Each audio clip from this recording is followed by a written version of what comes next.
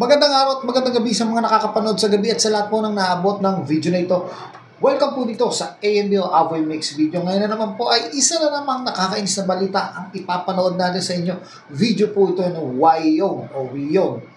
At ito po ay tungkol sa pambobomba na naman ng Chinese, no, sa ating barko, no, sa Sandy Cay po ata ito naganap, ano. So panoorin po natin itong video na ito at ating bigyan ng reaction at komento. So eto na po.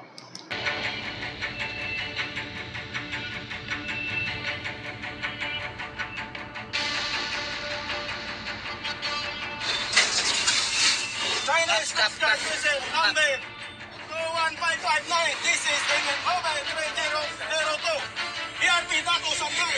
Bureau of Fisheries and Aquatic Resources. So, maririnig niyo po na BFAR po ito, no? Hindi po ito Coast Guard, no? Nakakapagtaka lang, bakit walang escort na Coast Guard? No? Nakakapagtaka. At ito paulit-ulit na nangyayari. Paulit-ulit. Nakakainis na, no? Na ginaganito tayo ng China. Nakakainis na po.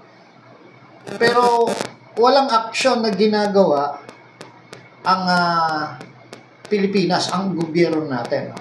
Hindi ito action eh. Itong ginagawa ng BFAR na to.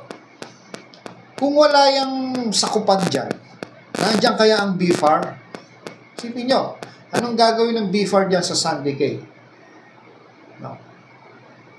Ako tuloy nagdududa na mukhang ang BFAR ay isang pain, no, para sa tinatawag natin exposing ng behavior ng China. Yun ang aking nasa isip, kaya wala itong tinatawag na escort. Para itong China, ang gagawin nito, nakita nilang walang escort, so bobombahin nila to. So ito, tuloy natin. Another vessel of the Philippines. Your anti-maneuvers are in clear violation of your obligations. Your seatbelt off under the 1972 International Relations.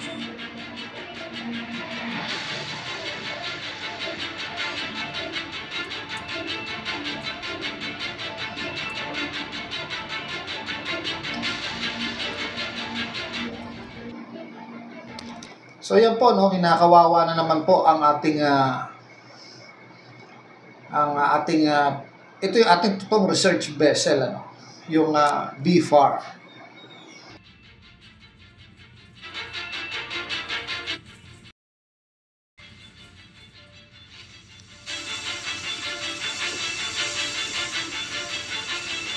So ilang beses na po tayong ginaganito nung ating sinasabing kaibigang mga China daw. Pero sabi, friendly sila. Yan ba yung friendly?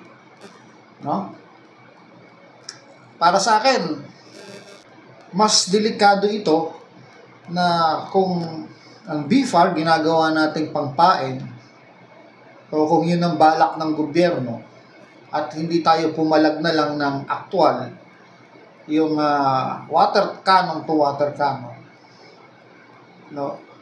Kasi kung may mapahamak dyan sa, hindi natin alam kung mga sundalo ba yung sakay ng BFAR o talagang mga scientist na nagsasagawa ng pag-aaral sa karagatan na yan. Ano? Kasi nagtataka talaga ako. Wala siyang escort. No? Paulit-ulit na lang yan. Tapos, alam naman natin na hindi sila tutugon sa radio signal. At kahit anong batas yung sabihin natin sa kanila paulit-ulit na nilalabag nila, hindi nila yon na papansinin o paniniwalaan. Ultimo nga yung kanilang sariling pinirmahan sa UNCLOS, hindi nila kinikilala.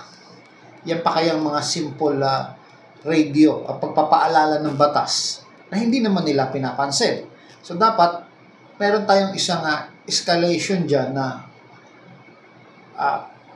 pwedeng water cannon na lang din. Sabayan natin sila sa water cannon.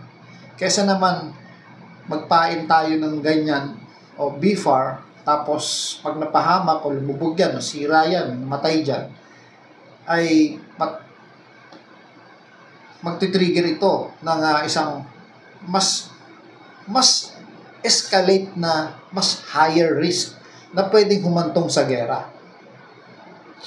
So tuloy natin kasi itong susunod na video mukhang ito yung dating hinahabol yung ating Navy.